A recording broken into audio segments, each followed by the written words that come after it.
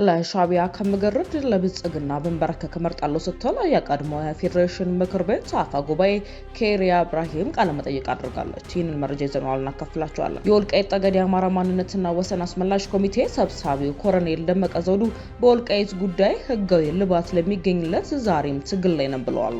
ኢትዮጵያ የምስራቅ አፍሪካ የኃይል ትስስር ምክር ቤት ሊቀመንበርነትን ከግብጽ ተረክባለች። የቮይስ ኦፍ ኢትዮጵያ ቤተሰቦች ሰብስክራይብ ማድረጋችሁን እያስታወስናችሁ በዝርዝሩ እንደምንመለከታቸው ጉዳዮች እናልፋለን።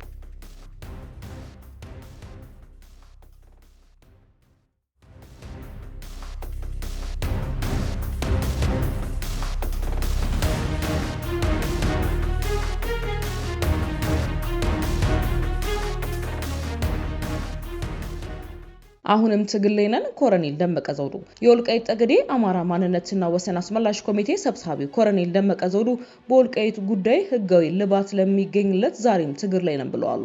ኮሎኔሉ ዛሬም ትግል ላይ ነን ያሉት ጎንደር ላይ ተታኩሰው ህዝባዊ አመጽ እንዲቀጣጠል ምክንያት የሆኑበትን ሐምሌ 5 10ኛ ዓመትን አስመልክቶ በሰጡት ቃለ መጠይቅ ነው። ኮሎኔሉ ሐምሌ 5 ጠቅላይ ሚኒስትር አብይ አህመድ ወደ ስልጣን እንዲመጡ ምክንያት የሆነ ቀን ነው ብለው እንደሚያምኑ ተናግረዋል። የወቅቱ ህወሓት መራሽ አስተዳደር ከላካቸው ኃይሎች ጋር ተፋልመው ድል ያደረጉበት የተኩስ ልውውጥ የአማራ ህዝብ በአንድነት ለለውጥ እንዲነሳ ያደረገ ገፊ ምክንያት መሆኑንም ጠቁመዋል። እንደ ኮሎኔሉ ገለጻ በወቅቱ በተፈጠረው የለውጥ እንቅስቃሴ ህዝብ ባይተባበር አብይን ወደ ስልጣን ያመጣው ለውጥ ላይመጣ ይችል ነበር። አሁን ላይ ጠቅላይ ሚኒስትሩን ጨምሮ በለውጡ እንቅስቃሴው የስልጣን ቁንጮ የተቆራጠጡት አመራሮች ብቻቸውን ቢሆኑ ሊበሉ የሚችሉበት እድል መኖሩንም ጠቁመዋል። የጠቅላይ ሚኒስትር ዶክተር አብይ አስተዳደር የወልቃይትን ጥያቄ ምላሽ መስጠት አለበት ያሉት ኮሎኔሉ እስካሁን በትዕግስት የጠበቅነው ግርግር ስላልፈለግን ነው ብለዋል። የወልቃይት ህዝብ አሁን ላይ ራሱን በራሱ እያስተዳደረ ቢሆንም ከመንግስት ማግኘት የሚገባውን ነገር እያገኘ አለመሆኑን ኮሎኔሉ ባንክሮት ተናግረዋል።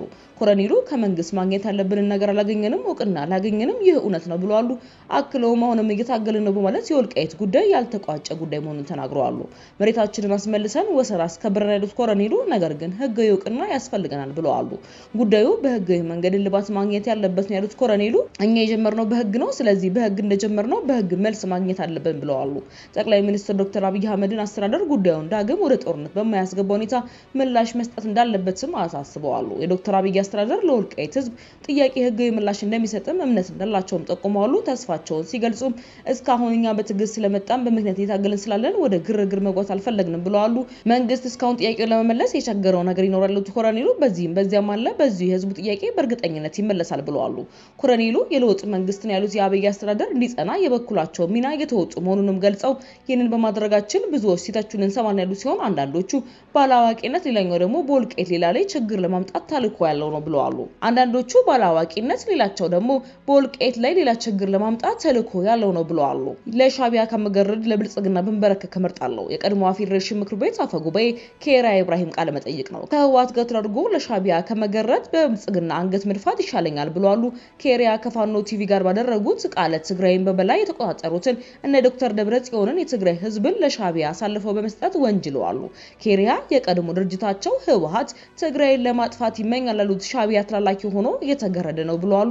ህወሓት የብልጽግና ተንበርካኪ መሆን የለብንም ነው የሚሉ ያሉት ኬሪያ ለሻቢያ ከመገረድ እዚሁ ብንበረከክ ነው የምመርጠው ብለዋል። የቮይስ ኦፍ ኢትዮጵያ ቤተሰቦች ዳግም ሰብስክራይብ ማድረጋችሁን እያስታወስናችሁ ወደ ዘገባችን እናልፋለን።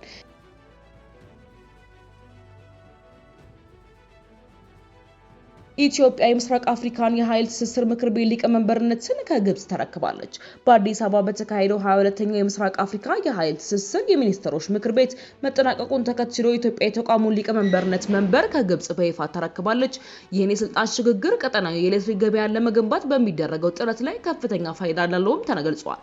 ለሁለት ቀናት በተካሄደው በዚህ ጉባኤ ላይ የአባላት ሀገራቱን የኃይል አውታሮች ማስተሳሰር፣ የኃይል ንግድን ማስፋትና የታዳሽ ኃይል ልማትን ማበረታታት በሚሉ ዋና ዋና ጉዳዮች ላይ ሰፊ ውይይትም ተደርጓል። በተለይም በዓለም ባንክ በሚደገፈው የ1.6 ቢሊዮን ዶላር የሪትሬድ ኢኤ ፕሮጀክት ቀጠናዊ ኃይል ግብይትን ወደ ላቀ ደረጃ እንደሚያሸጋግረውም ተጠቁሟል። የውሃና ኢነርጂ ሚኒስትር ሀብታሙ ኢተፋ እንደተናገሩት በጉባኤው ላይ ኤሌክትሪክ የኃይል ገበያ ዋና መቀመጫን ከመወሰን ጋር ተያይዞ ከግብጽ ጋር የነበረው ለመግባባቶችን ለመፍታት ሰፊ ድርድርም መደረጉን ገልጸዋል።